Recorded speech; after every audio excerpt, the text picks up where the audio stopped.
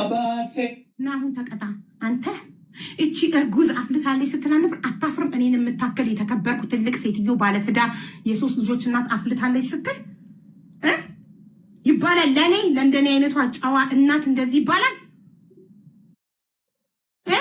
አረ በእናትሽ ምንድነው የምትይው አንቺ ሴትዮ? በእናትሽ አታቀሳስሪ። አንቺ ተለከም እንደምትክድ ስለማቅ ሪከርድ አድርጌካለሁ።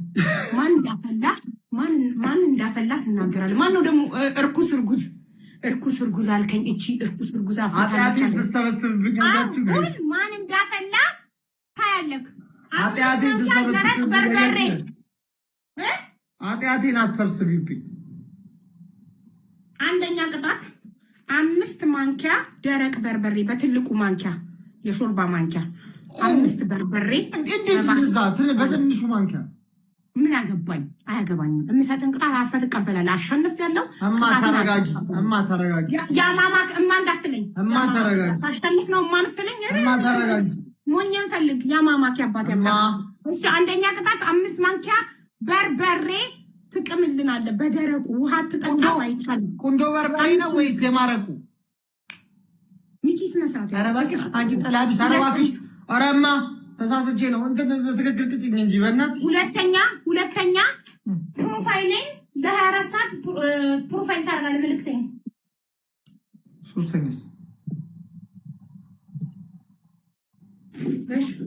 ሶስተኛ ምን እንቅጣ ንገሩኝ። ምን እንቅጣው? ሶስተኛ ጻፉልኝ። በጣም ጠግቧል እኮ። ኦኬ ሶስተኛ ተንከባለል። ይሄ መንከባለል ከብት ነው። መንከባለል ብርቁ ነው እንዴ? እንከባለላል። ሚሚዬ የኔ እናት እውነት በጣም ሚሚ ስለሆነች ነው እንጂ ይህንን ቅጣት አልቀጣውም ነበር። ይሄ እኮ መንከባለል ብርቁ አይደለም ማሬ። መንከባለል እኮ አመሉ ነው። ይንከባለላል። ከብት ነው። እንደ ከብት ዝም ብሎ መንከባለል ነው ስራው።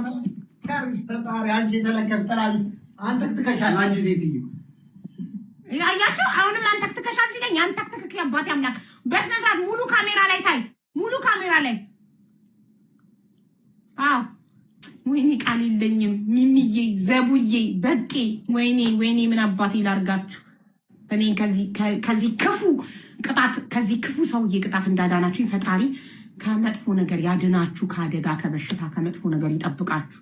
እድሜ፣ ጤና፣ ሰላም፣ ፍቅር፣ ደስታን ይስጣችሁ። መልካም ነገር ሁሉ በህይወታችሁ ይስጣችሁ።